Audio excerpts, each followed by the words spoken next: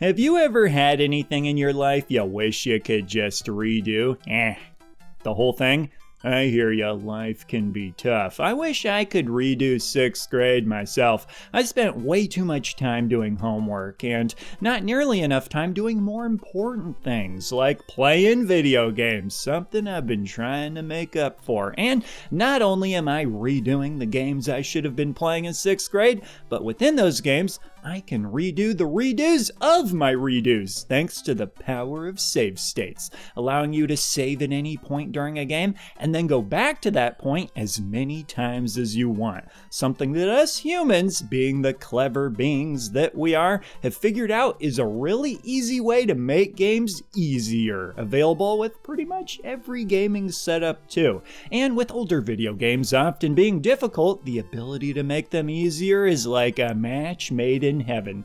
Now, before I go parading down the street about how great save states are, and believe me, that is coming, I'd like to address some of the criticism of save states. You see, some people will say that playing video games using save states makes you a cheater and or dirty dog, with the caveat of who cares, which I've done the research and turns out the people who do care is likely random people online you don't know, which darn it is part of my rules for how to be smart. Better listen to them. I wouldn't want to be an idiot, or sorry, correction, wouldn't want to be more of an idiot than I already am. That said, if you're not someone who follows the advice of random strangers online, you can count me as one of those strangers, as well as my rules, and go ahead and enjoy save states guilt-free. Although, I will say, my nanner a day rule has been a real life changer. Might want to follow that one. But using save states being considered cheating? Come on, we're talking about video games, not a college exam. I suppose a light application of the definition could make sense, but it seems like too strong a word. The term cheating typically implies some sort of moral wrongdoing. Playing a video game the way you want to doesn't make you a bad person, and if it did, you can lock me up for the way I play Samba de Amigo. If anything, I'd say trying to tell somebody else that the way they're enjoying their video games is wrong is the more reprehensible thing. If you're playing multiplayer, then yes, giving yourself an advantage over the other players is a bad move. Unplugging your friend's controller during a match equals dirty dog through and through, albeit possibly a proud dirty dog. If you're doing esports, then yes, obviously you cannot break the rules. There's competition and money at stake. But playing a game by yourself in the comfort of your own home, there is literally nothing at stake here other than your own enjoyment. I mean, if you go into your game room and play games, nobody else will even know. Speaking of which, why would anybody else know? If for some reason you actually are worried that people will judge you for using save states, just don't tell them. If you beat a game with save states, then that's exactly what it is. You beat it with save states. Are there people lying about beating games with save states, saying they beat it without them? I suppose there could be, but if you're lying, you could just say you've beaten games that you've never even played. Backlog solved. When you lie, your wildest dreams are the limit. Sometimes I lie that my bread bag clip collection includes a long orange one with a sticker. What can I say? I dream big. I don't know. As far as what games people have beaten with or without save states, who's lying about what, I'm just really not that concerned. There are better things to worry about, like whether or not people are playing retro games at all, especially the kids. If save states are what's going to get kids to give retro games a chance, that's a lot better than the younger generations ignoring these games. With younger generations being used to more modern games, on average, tending to have more frequent checkpoints, save states allowing them to create ample checkpoints in retro games could be just the trick. And sure, I've said before that a reliance on save states can make both kids and adults worse at video games, but I've also said that how bad we are at video games is really not that important, so long as we're having fun playing them. Easier for some than others, especially when it comes to hard games. Fun, enjoyment, happiness, all that kind of stuff is by far the most important thing.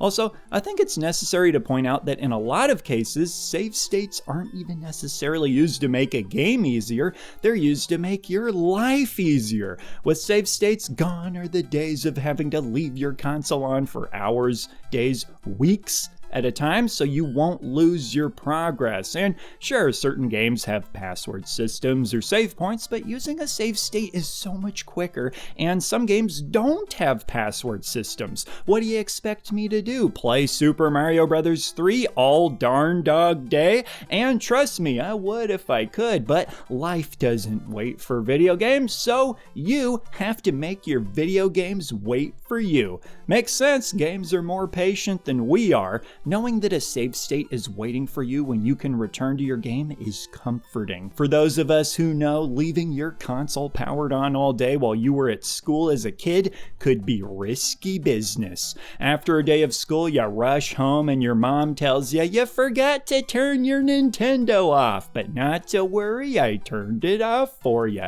The smart kids learned you gotta cover the power light indicator.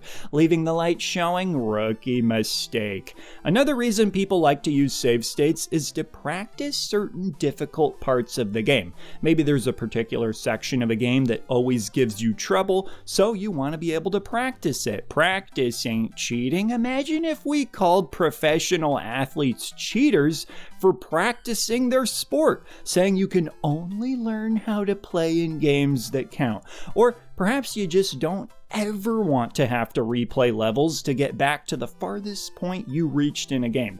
Even if the early stages of a game are fun, with limited free time, you may prefer to get back to the farthest stage you reached just for the sake of saving time. And with many adults having very little free time, making some actual progress in the time you have to play games becomes important.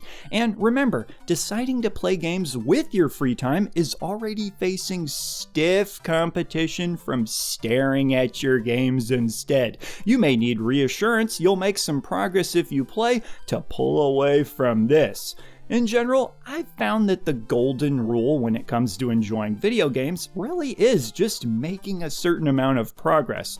For some kids or adults, they expect no less than to do expert speedruns in a game on the very first attempt. Stick with it, kiddos. A little perseverance goes a long way. But if you're not interested in that, you can always just spam save states and inch your way forward. With enough save states, you'll be unstoppable. And hey, look at you, you're playing retro video games, whatever it takes. If I could, I'd pay kids $100 a minute to play retro games.